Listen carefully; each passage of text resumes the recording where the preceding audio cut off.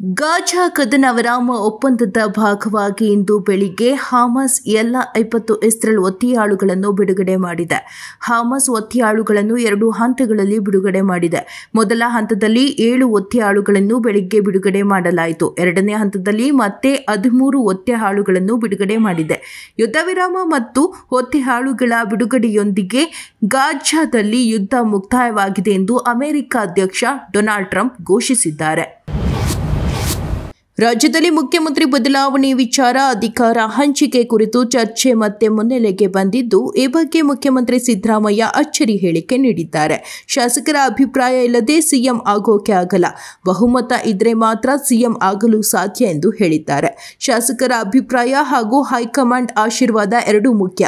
ಶಾಸಕರ ಅಭಿಪ್ರಾಯ, ಹೈಕಮಾಂಡ್ ಆಶೀರ್ವಾದ ಎರಡೂ ಇದ್ರೆ ಮಾತ್ರ ಸಿಎಂ ಆಗಲು ಸಾಧ್ಯ ಎಂದು ಸಿಎಂ ಸಿದ್ದರಾಮಯ್ಯ ತಿಳಿಸಿದ್ದಾರೆ.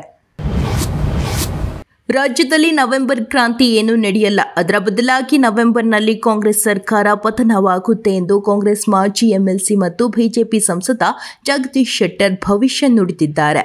ಯಾವುದೇ ನಿರ್ಧಾರಗಳು ಶಾಸಕರ ಸಂಖ್ಯಾಬಲದ ಮೇಲೆ ಆಗಲ್ಲ ಅಂತ ಡಿಸಿಎಂ ಡಿಕೆ ಶಿವಕುಮಾರ್ ಹೇಳಿದ್ದಾರೆ.